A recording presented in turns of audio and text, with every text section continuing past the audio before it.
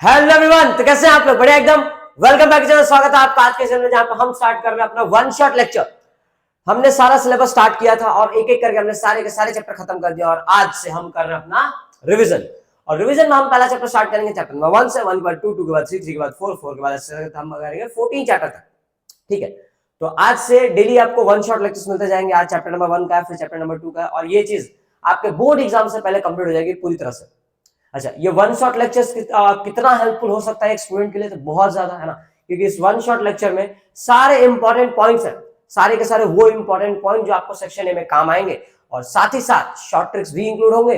Among with this आपको इसमें previous year questions भी मैं ऐड कर दूंगा, जिनकी चांसेस ज्यादा है पूछे जाने की। क्लियर? तो आइए शुरू करते हैं।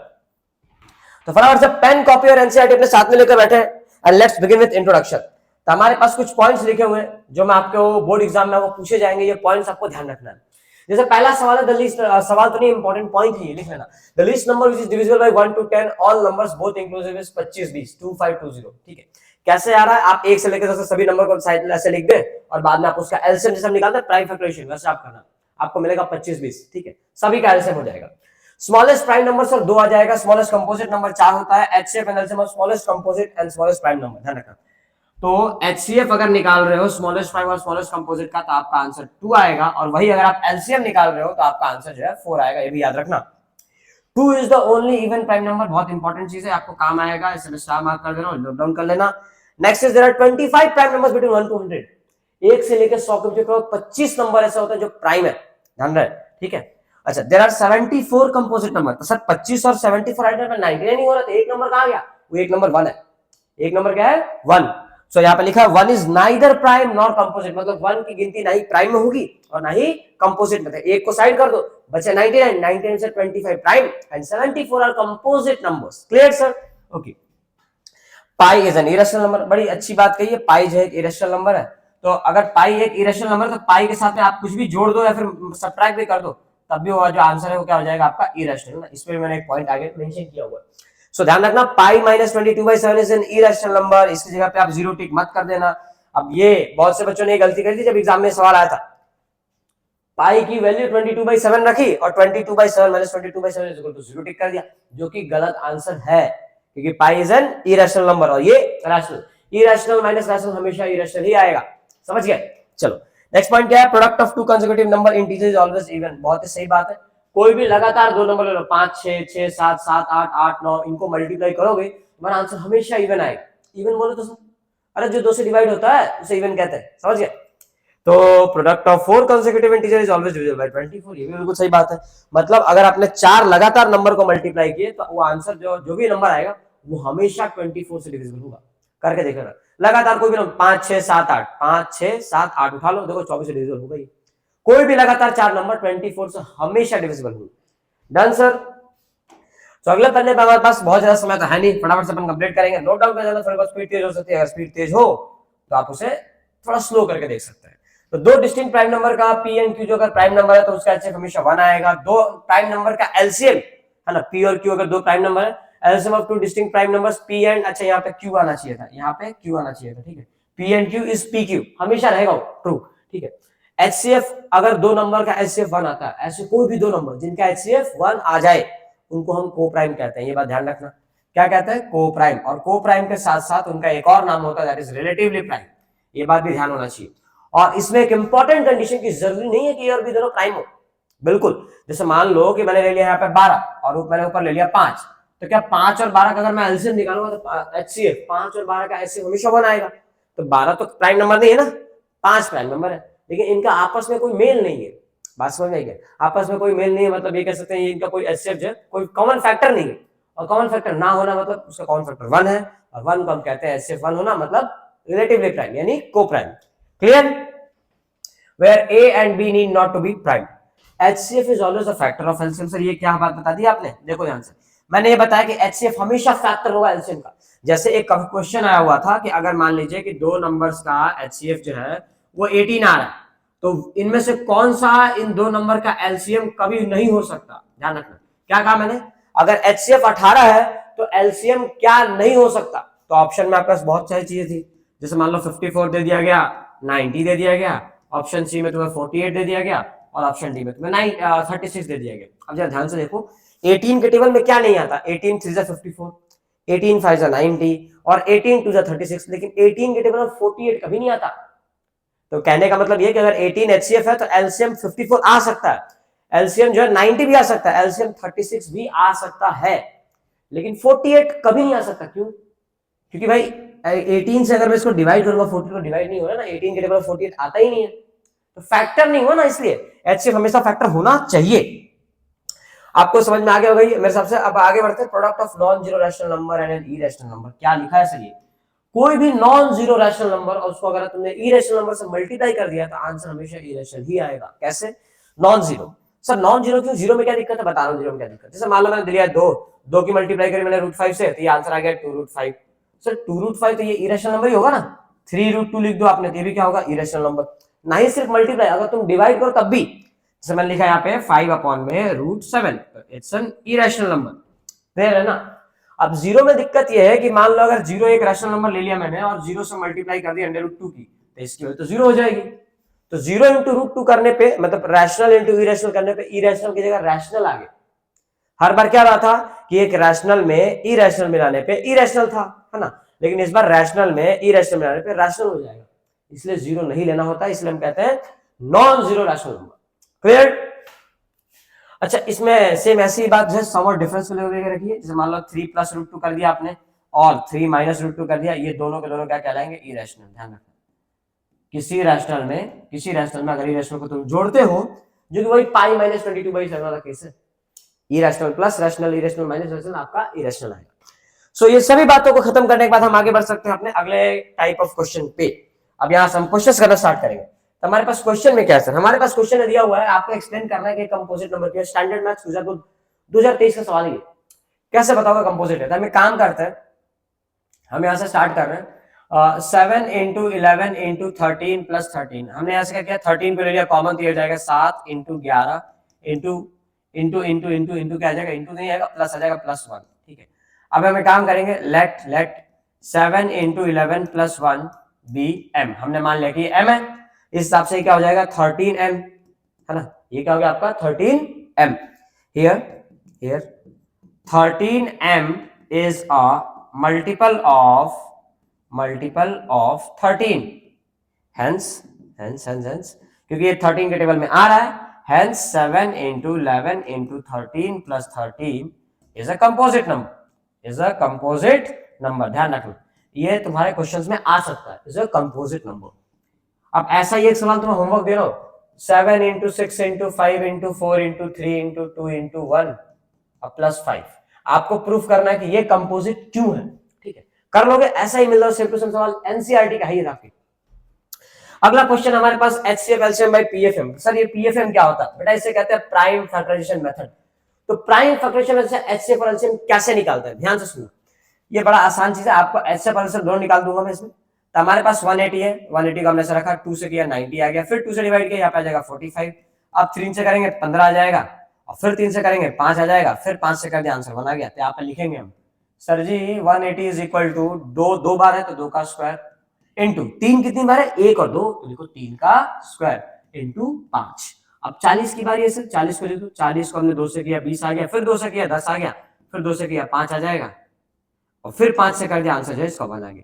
इसका अर्थ ये है कि सर 40 इज इक्वल टू 2 × 2, 2 का क्यूब आ जाएगा और इंटू आ जाएगा 5। क्लियर है? अब देखो HCF और LCM में क्या क्या करना होगा आपको। अब आपको अगर निकालना है इनका HCF, तो HCF ऑफ 180, 40। HCF निकालने के लिए आपको सबसे ऐसा नंबर लेगा जो दोनों में आ रहा हो। तो दोनों में क्या आ रहा है? 2 देखो दोनों में आ रहा है, दोनों में 5 भी आ रहा है, दोनों में 3 नहीं आ रहा। तो मुझे यहाँ पे आंख बंद करके 2 और 3 लिख देना है। अब HCF का फॉर्मूला क्या होता है? Highest common factor. हाईएस्ट तो आपको पावर लेना है लोवेस्ट, हाईएस्ट में उल्टा करना है, पावर लोगे लोवेस्ट। तो लोवेस्ट क्या? सबसे कम पावर किसका है? 2 का पावर 2 या 2 का पावर 3? छोटा क्या है? तो 2 का पावर 2 से छोटा हो जाएगा, तो आपको यहाँ पे 2 का पावर 2 लेना है। अच्छा, मैंने यहाँ पे 3 लिख दिया, जबकि यहाँ पे 5 आएगा ना, ध्यान रखना। अब 5 में आ जाओ। 5 में क्या? सब 5 का पावर दोनों में 1 ही है, तो कोई बड़ा छोटा तो हुआ ही नहीं, क्योंकि दोनों सेम है। तो एक 5 लिख दो। इसका मतलब आपका HCF आ जाएगा 2 का पावर 2 4 इंटू 5, HCF आ गया आपका 20। जब आप LCM निकालोगे तो एलसीएम के केस में आपको सारे के सारे नंबर उठा लो, 2 3 5 सारे। अब कोई भी नंबर आप दो बार नहीं लिख सकते, ध्यान रखना। अब एलसीएम फॉर्म क्या होता है? Lowest common multiple, lowest common multiple. लेकिन हम तो उल्टा करेंगे, लोवेस्ट में पावर लेंगे हाईएस्ट, हाईएस्ट में क्या लिया था? लोवेस्ट, तो लोवेस्ट में हाईएस्ट लेंगे। सबसे बड़ा पावर, तो 2 का बड़ा पावर क्या है? ये छोटा है, तो बड़ा पावर ये हो गया, तो 2 का पावर 3 आ गया। अब 3 तो एक ही बार आ रहा है, तो 3 का स्क्वायर कर दो और इंटू 5 है 5 कर दो। भाई साहब 2 का क्यूब जो है 8 होता है, ये आ जाएगा 9 और इंटू आ जाएगा 5, तो 8 9 72, 72 5 360 आंसर आ जाएगा आपका। तो ये रहा आपका आंसर 360, 360। चेक कर लेना एक बार, ये आपका एचसीएफ हो गया। क्लियर? और आगे बढ़े, आगे बढ़ते जाओ और सवाल करते जाओ। सारे के सारे क्वेश्चन जो मैंने आपको कराए वो सारे के सारे गुजरात बोर्ड के क्वेश्चन है ये। अब देखो ये वाला सवाल बड़ा पॉपुलर है, बहुत पॉपुलर है। अच्छा, एक क्वेश्चन मैं आपको इसमें होमवर्क को देना चाहूंगा, ठीक है? कौन सा क्वेश्चन है? आपको एचसीएफ निकालना है, एचसीएफ निकालना है 17,23 का, है ना? बताना है कि इसका एचसीएफ क्या आएगा। क्लियर? अगर तुमने ढंग से वो पॉइंट्स पढ़े होंगे जो मैंने पहले पेज पे दिखाए थे, उस पॉइंट से इसका आंसर आ जाएगा। समझे? चलो, तो ये आगे बढ़ते हैं सर, आगे बढ़ते हैं। तो ये सवाल में क्या है? इस सवाल में आपको क्या करना है? आपको एचसीएफ निकालना है किसका? 85 का और 153 का। तो निकाल लेंगे सर, इसमें कौन सी बड़ी बात है? तुमने सर 5 से किया 17 आ गया, 17 से कर दिया, इसका आंसर 1 घटाक से 1 आ जाएगा। अब इसको 5 3 5 8 1 3 से कर दो, 3 3 5 3 1 फिर 3 से कर दिया तो ये आ जाएगा 17 और फिर 17 से कर दिया, आंसर आ गया 1। इसका मतलब सर 85 को लिखेंगे हम 5 गुने 17, 5 इंटू 17, और 153 को अपन लिखेंगे 3 का स्क्वायर इंटू 17। अब एचसीएफ क्या होता है? Highest common factor. तो कॉमन मतलब जो दोनों में आ रहा है, तो दोनों में क्या आ रहा है? 17 आ रहा है, तो इसका एचसीएफ आ जाएगा 85,153 इज इक्वल टू, दोनों में आने वाला नंबर क्या है? 17, और पावर का कोई लोचा नहीं है क्योंकि दोनों में पावर 1 ही, 17 इसका एचसीएफ हो गया। अब आपको बोला है कि इसका जो एचसीएफ है वो इस फॉर्म में होगा, ऐसे लिख सकते हैं एचसीएफ को। तो एक काम कीजिए, इसका एचसीएफ तो 17 है, तो हम एक काम करेंगे 85m माइनस 153 को इज इक्वल टू 17 रख देंगे। अब यहां से इसको इधर लेके आ जाओ, तो 85m is equal to 17 plus 153। अब ये कितना आ जाएगा? ये आ जाएगा आपका 85m इज इक्वल टू 117, 170 आ गया। अब आप बड़े ही आसानी से 85 टू 170 कर सकते हो और m की वैल्यू आपको यहां से मिल जाएगी 2। समझ गया आपको? ऐसा ही एक सवाल, सेम टू सेम ऐसा सवाल एक आपको होमवर्क में, क्या है क्वेश्चन? आपको बोला गया है कि sir HCF of 65,1117 is equal to 65m minus 117। तो आपको बताना है कि m की वैल्यू जो है वो क्या आएगी। Clear sir? इतने आसान आसान सवाल आपके बोर्ड एग्जाम में आ रहे हैं, कंटिन्यूअसली आ रहे हैं, बस आपको सॉल्व करना और आगे बढ़ना है। ठीक है, सो आगे बढ़ते हैं। हमारे पास अगला सवाल है सर एचसीएफ। अब यहाँ पे एक बहुत ही काम का फॉर्मूला इस्तेमाल होगा। कौन सा फॉर्मूला? पूरा बचपन पढ़ा है सबने, बच्चे पूरे 10th में पढ़ा होगा तुमने। क्या पढ़ा होगा सर? कि दो नंबर का अगर तुम एचसीएफ निकालो और वही दो नंबर का सर एलसीएम भी निकाल दो, तो उनका जो आंसर आएगा वो दोनों नंबर के प्रोडक्ट के इक्वल आएगा। बिल्कुल सही कहा मैंने। तो यहाँ पे अगर मुझे एचसीएफ इस फॉर्मूले के अकॉर्डिंग ए और की जगह पे मैं रखूंगा 306 और बी की जगह रखूंगा 657 इनटू एलसीएम ऑफ 306,657, और ये हो गया आपका एचसीएफ इनटू एलसीएम। तो रिजल्ट क्या आ जाएगा भाई? 306 इंटू 657, यही आएगा आपका आंसर। समझे? अब क्या करना है? अब देखो आपको क्या क्या दिया हुआ है। अब आपको गिवन है कि इसका जो एचसीएफ आ रहा है भाई साहब वो 9 आ रहा है, तो इसकी जगह पे तो मैंने 9 लिख देना है। तो 9 into LCM of 306,657 is equal to 306 into 657। बढ़िया। अब क्या करेंगे? अब निकालना है हमारे को एलसीएम। अब हमें निकालना है एलसीएम। तो एलसीएम निकालना चाहिए, यहाँ पे क्या करा? अचार थोड़ा डालेंगे, इसको नीचे लेके आ जाओ। आम तो धो रखा है मैंने यहाँ पे। तो यहाँ पे LCM of 306,657 is equal to 306 into 657 divided by 9। अब देखो खुद से थोड़ा बहुत कैलकुलेशन सीखो, काम चोरी मत करो। जब तुम इसको 9 से डिवाइड करोगे तो तुम्हारा आंसर आ जाएगा। किसको डिवाइड? इसको कर लेते हैं। तो 9 3 27, 9 4 36। अब 34 इंटू 657 करो, तुम्हारा आंसर आ जाएगा। आई गेस इसका आंसर जो है 2233 आता है। सर मेरे को याद भी हो गया आंसर, क्या पता, है ना? एक बार कर लेना ठीक है, मैं श्योर नहीं हूं, तो एक बार आप इसे मल्टीप्लाई करके इसका आंसर निकाल देना। डन? आगे बढ़े। Next question. अब इस टाइप के एमसीक्यूज बड़े पॉपुलर हो रहे हैं, ट्रेंड में है ये। सीबीएसई में भी आ रहे हैं और गुजरात बोर्ड में भी आ रहे हैं। क्या करना है? देखो 2023 का सवाल है, बेसिक मैथ्स का सवाल है ये, तो बड़े आसानी से आप इसे कर सकते हैं, बशर्ते आपको बस एक छोटी सी बात पता हो। पी और क्यू जो है पॉजिटिव इंटीजर्स है, और p को प्राइम फैक्टराइज करके लिखा है कि p इज इक्वल टू होता है a b स्क्वायर, और q इज इक्वल टू हमें दे रखा है a क्यूब b। अब तुमसे बोला क्या? तुमसे बोला एलसीएम। तो सर एलसीएम क्या होता है? एलसीएम तो वो नंबर होता है जो दोनों में आ जाए। एग्जैक्टली तो दोनों में क्या है, दोनों में ए है। अच्छा ए भी आ रहा है, जितने नंबर है सारे सारे नंबर ले लो, वो तो एचसीएफ में होता है, एचसीएफ दोनों में होना चाहिए। यहाँ पे एलसीएम में जितने नंबर है सारे सारे नंबर उठा लो, तो हमें ए मिल गया और क्या मिल गया, बी मिल गया। अब एलसीएम में लोवेस्ट कॉमन मल्टीपल, तो पावर ले लो हाईएस्ट, तो ए की बड़ी पावर क्या है, 1 या 3, 3 या 3 ले देंगे, और बी की बड़ी पावर क्या है, 1 या 2, तो 2 आ जाएगा। तो आपका आंसर आ गया ए क्यूब बी स्क्वायर। तो करेक्ट आंसर इज सी। अब मान लो यहाँ पे एलसीएम में तुमसे एचसीएफ पूछा होता, क्या पूछा होता, एचसीएफ पूछा होता, तो एचसीएफ में क्या होता है, जो दोनों में आ रहा है, तो भाई साहब दोनों में ए आ रहा है तो ए भी आ जाएगा, और दोनों में बी आया तो बी भी आ जाएगा। ध्यान रहे HCF of P comma Q is equal to A और बी, लेकिन क्योंकि एचसीएफ होता है हाईएस्ट कॉमन फैक्टर, तो आपको पावर लेना स्मॉलेस्ट, तो सबसे छोटा पावर, ए का छोटा पावर क्या दिख रहा है 1, और बी का छोटा पावर भी क्या दिख रहा है 1, यानी ए भी ही इसका आंसर हो जाएगा। एचसीएफ पूछा होता तब ये ऑप्शन करेक्ट होता, अगर ऐसे पूछते तो। ध्यान रखना, ठीक है। आगे बढ़े अपन नेक्स्ट क्वेश्चन। भाई साहब प्रूविंग इरेशनैलिटी, अब ये कैसे प्रूफ करोगे? देखो ये प्रूफ करने से पहले आपको ये प्रूफ कर लेना चाहिए, उसके बाद वो प्रूफ करेंगे। तो ये √7 हो, √2 हो, √5 हो, आप सभी को ऐसे सेम मेथड से प्रूफ करना। मेथड सब में सेम होगा, नंबर चेंज होंगे। क्या क्या करना है एक बार फिर से बता दे रहा हूं, ध्यान से देखना।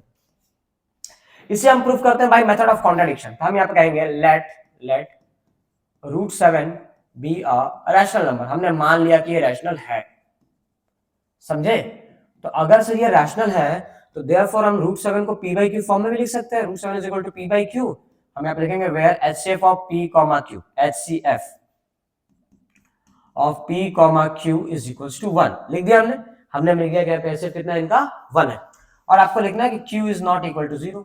डन। अब आगे बढ़ो, क्रॉस मल्टीप्लाई करते ही ये हो जाएगा आपका √7q और ये हो जाएगा p। अब हम दोनों साइड स्क्वायरिंग कर देंगे तो हो जाएगा आपका 7q² is equal to p²। हम यहाँ पे लिखना है squaring both sides, squaring both sides, तो स्क्वायर करके आप इसको ऐसा कर लोगे। अब अगले स्टेप में ध्यान रखना, 7q² is equal to p² आ गया। यहां से आप एक चीज नोटिस कर पाओगे, जैसे मैं लिख रहा हूं कि 30 is equal to 2 into 3 into 5, तो आप ये देख पाएंगे कि 2 से भी 30 डिवाइड होगा, 3 से भी 30 डिवाइड हो रहा है, और 5 के टेबल में भी 30 डिवाइड हो रहा है, बिल्कुल हो रहा है। तो इसका मतलब क्या हुआ कि जब भी हम प्राइम फैक्टराइज करके ऐसे कुछ लिखते हैं तो यहाँ पे आने वाले जितने नंबर है हर एक नंबर से डिवाइड होगा, बिल्कुल सही। अगर ये बात समझ में आ गई है तो यहां से मैं क्लियरली बात लिख सकता हूं, क्लियरली सो क्लियरली 7 डिवाइड 7 किसको डिवाइड कर रहा है, 7 डिवाइड्स p² को 7 डिवाइड करेगा। अच्छा, और देयरफॉर अगर इस 7 जो है p² को डिवाइड कर रहा है, देयरफॉर हम कह सकते हैं 7 डिवाइड्स p आल्सो।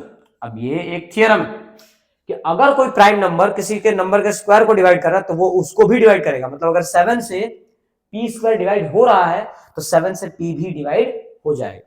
अच्छा, समझ में आ गया यहां तक? अगर यहां तक तुम्हें मेरी बात समझ में आ गई तो हम आगे से लिखेंगे now let p is equal to 7m। अब ये क्यों किया सर? क्योंकि हमें मालूम पड़ गया ना कि भाई 7 जो है p को डिवाइड कर रहा है, मतलब p जो है 7 के टेबल में आ रहा है, तो हमने 7 इंटू समथिंग मान लिया उसे, ठीक है। अब इसे क्या करें, मान लिया तो मान लिया, अब आगे बढ़ते हैं।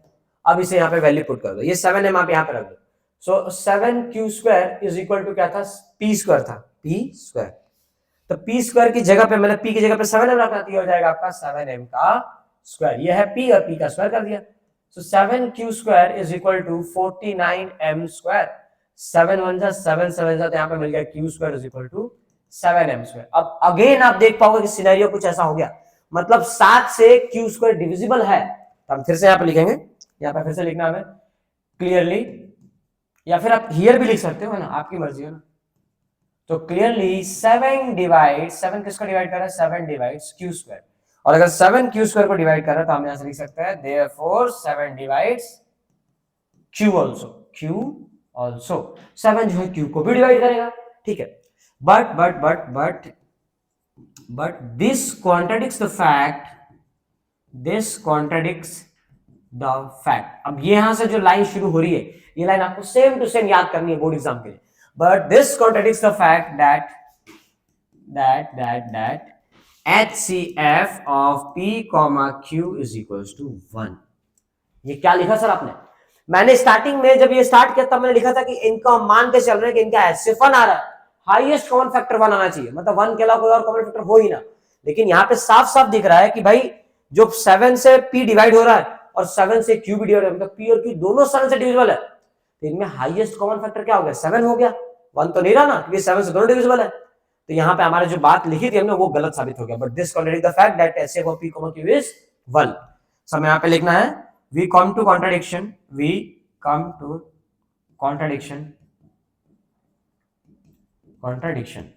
लास्ट में आपको फिर लिखना होगा this contradiction, ये एनसीईआरटी की लाइन से एग्जैक्ट, ठीक है। दिस कॉन्ट्रडिक्शन हैज अराइजन मतलब सर क्या होता है कि हाँ ये कॉन्ट्रडिक्शन आया है, this contradiction has arisen due to our wrong assumption। Sir wrong मतलब क्या होता है, गलत होता है, तो रॉन्ग assumption, ये कॉन्ट्रडिक्शन है एक due to our wrong assumption। और यहां से आप लिख सकते हो ये कॉन्ट्रडिक्शन मतलब क्यों है, ऑब्वियसली क्योंकि आपने गलत अज्यूम किया है। This contradiction has arisen due to our wrong assumption, therefore क्या मान के चलेंगे हम, √7 is irrational। डन सर, यहां से ये प्रूव है, हेंस प्रूव लिख के आप इसे छोड़ सकते हो। समझ आ गया सबको, प्रॉपर्टी समझ में आ गया। चलो और आगे बढ़ते हैं, एक आखिरी सवाल करते हैं। आखिरी सवाल तो यही था, इसके पहले ही वाला ये सवाल बाकी था। ये कैसे करोगे सर, देखो ये करने के लिए आपको बस इतना करना है, बोला गया शो दैट 3 - √5 इज इरेशनल। कैसे शो करेंगे, जरूरी नहीं सिर्फ यही हो, आपको 3 + √5 दे देगा, आपको 3 + 2 √5 दे देगा, तो वो आप कैसे करोगे। पहले आपको इस पेज पे मैंने होमवर्क नहीं दिया, इस पेज पे होमवर्क क्या है सर, इस पेज पे आपका होमवर्क है, इस पेज पे आपका होमवर्क है कि आप प्रूफ कीजिए कि √3 इज इरेशनल। ठीक है, सेम टू सेम यार प्रैक्टिस कर देना, बोर्ड एग्जाम में सवाल आ सकता है। हालांकि ज्यादातर चांसेस आपके HCF और LCM के हैं पूछे जाने के, तो आपको HCF LCM की पक्की प्रैक्टिस करनी है, बट स्टिल ये भी छोड़ना नहीं है ना, ये भी आ सकता है। Okay, so that 5 - 3 - √5 is irrational. कैसे करेंगे सर, ये तो इरेशनल है, तो हमें मालूम पड़ गया, करोगे कैसे, तो आपको लिखना स्टेप सेम है, let 3 - √5 is irrational, sorry rational. हम मान के चल रहे क्या है, रैशनल है। तो सर अगर ये रैशनल होगा, इसका मतलब ये 3 - √5 को मैं p/q लिख सकता हूँ, एग्जैक्टली आप लिख सकते हैं। और यहाँ पे भी मेंशन करना कि sir HCF of p, q is equals to 1 and q is not equal to 0। समझ गए। तो इस हिसाब से अगर मैं -√5 को इधर लेके आ जाऊं और p/q को इधर लेके आ जाऊं, तो ये हो जाएगा 3 - p/q और इज इक्वल टू में आ जाएगा √5। तो यहाँ पे एलसीएम लेंगे तो ये हो जाएगा 3q - p और अपॉन में q इज इक्वल टू √5। समझ गए। अब क्या लिखना है, अब आपको इसके बाद लिखना होगा, इसके बाद हम लिखेंगे, क्या लिखेंगे सर इसके बाद, ध्यान से देखिए मालूम पड़ जाएगा। इसके बाद हमें लिखना है हियर 3q - p अपॉन में q, 3q - p अपॉन में q is a rational number, is rational. क्यों रैशनल है ये, क्योंकि 3q p q सारे नंबर जो है यहाँ पे इंटीजर्स है ना। हियर 3q - p अपॉन में q is rational, but we know that √5 is irrational। Therefore this contradicts the fact, वही सेम टू सेम लाइन लिखा है आपको, contradicts this contradicts the fact, हो गया अभी, contradicts the fact, कौन सा फैक्ट है sir, fact that 3 - √5 is rational। और अगर ये रैशनल नहीं है तो क्या हो जाएगा, therefore 3 - √5 is irrational। सो बस इसी तरीके से आपका काम यहाँ पे पूरा होता है। इतना ही लिखना है, लेके आपको आगे बढ़ना है। आप इसमें चाहो तो एक लाइन और ऐड कर सकते हो, क्या लिख सकते हो आप यहाँ पे लिख देना 3q 3p and q are integers, therefore 3q - p is rational. ठीक है, आपको एक काम करो, मैं इस लाइन को ऐड कर देता हूँ। ठीक है, तो इस लाइन को हम ऐड कर देते हैं। जब इस लाइन को ऐड किया जाएगा तो ये कुछ ऐसे, यहाँ से इसको हटा दिया मैंने। ठीक है, इसको मैं नीचे कर देता हूँ, यहाँ पे आपको दिख रहा होगा। चलो, तो यहाँ पे हम लिखेंगे here 3, p, q are integers, therefore 3q - p upon में q इज रैशनल। परफेक्टली अब आपका लिए सही है ये, इसे आप बोर्ड एग्जाम में लिख सकते हैं बिना किसी बदलाव के, आपको फुल मार्क्स मिलेंगे, 1 मार्क्स पे नहीं करेंगे। समझिए। तो इसी के साथ में आज का हमारा पहला वन शॉट जो है यहाँ पे कंप्लीट होता है, पहला लेक्चर हमारा खत्म होता है। और चैप्टर नंबर 1 को मैंने कोशिश किया कि आपको 15 से 20 मिनट के अंदर मैं समझा पाऊँ बहुत अच्छे से, और सारे के सारे कंसेप्ट भी कवर कर पाया अपन से, ठीक है। तो कुछ होमवर्क वगैरह मेरे को देना था क्या? एक होमवर्क में आप ये कर लेना, एक सर सवाल मैंने होमवर्क में आपको नहीं दिया सर इसमें। तो होमवर्क क्या है सर? होमवर्क ये है कि आप इसे प्रूफ करना ना कि 3 + 2√5 इज इरेशनल। इसे आपको इरेशनल प्रूफ करना है, समझ गए? इरेशनल प्रूफ कर देना। और एक और इंपॉर्टेंट सवाल ये हो सकता है कि आपसे पूछ लिया जाए, आप ये प्रूफ करना है ना, 4n आपको प्रूफ करना है कि 4n कभी भी एंड में इसके 0 नहीं आएगा। कैसे करोगे आप? आपको लिख देना इसको 2 का स्क्वायर और पावर n, फिर ये हो जाएगा 2 का power 2n।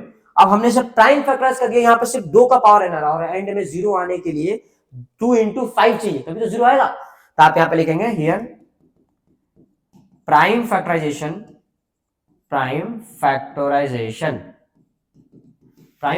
of 4n doesn't contain 5 in it। क्या कंटेन नहीं कर रहा? 5 नहीं कंटेन कर रहा, 5 in it। Therefore 4n will never end with digit 0। अब ऐसा ही सवाल जो है आपको करना है 6n वाला। कैसे करोगे आप? क्या करना? 2 × 3 का पावर n कर देना, और ब्रैकेट खोलोगे तो ये 2 का पावर n × 3 का पावर n आ जाएगा। अगेन प्राइम फैक्टर्स तो हुआ, लेकिन सिर्फ 2 और 3 है, 2 × 3 है, और मुझे 0 लाने के लिए 2 × 5 चाहिए होता है। तो फिर से मैं इसमें सेम लाइन चिपकाऊंगा, here the prime factorization of 6n does not contain 5 in it and therefore 6n will never end with digit 0। समझ गया? तो होमवर्क क्या है? होमवर्क है आपका 12 का पावर n प्रूफ करोगे कभी भी एंड में 0 नहीं आएगा। Done sir? तो ये इसी के साथ हमारे सारे कंसेप्ट यहाँ पे खत्म होते हैं इस चैप्टर पे। ऑलमोस्ट मैंने सब कवर कर दिया, ठीक है। तो आई होप आपने लेक्चर एंजॉय किया होगा, आपको सारी चीजें समझ में आ गई होगा। जो भी आपको डाउट रहता है, जो भी चीजें आपको दिक्कत दे रही है, let me know in the comment section, ठीक है। और टेलीग्राम ग्रुप ज्वाइन करके आप यहाँ पे इसके नोट्स वगैरह डाउनलोड कर सकते हो, और वहां पे बहुत सारे स्टडी मटेरियल्स अवेलेबल हैं, ठीक है। तो वहां पे आपको प्रॉपर एसएस साइंस और हिंदी छोड़ के ना गुजराती वगैरह सबके लिए रैंक बूस्टर मटेरियल्स वहां पे पोस्ट कर रखे हैं, जिनके ऑफिशियली गुजरात बोर्ड की तरफ से आए, वो सॉल्व करने का मतलब ये कि आपके लिए बहुत अच्छा रहेगा। फाइनल गाला मार्वल सब कुछ करने के बाद एंड में आपको एटलीस्ट एक बार जरूर सॉल्व करना चाहिए, ठीक है सर। चलो इसी के साथ अपन खत्म करते हैं, मिलता है नेक्स्ट लेक्चर में। टिल दैट पढ़ाई करते हैं। ऑल द बेस्ट सभी को। चलिए बाय।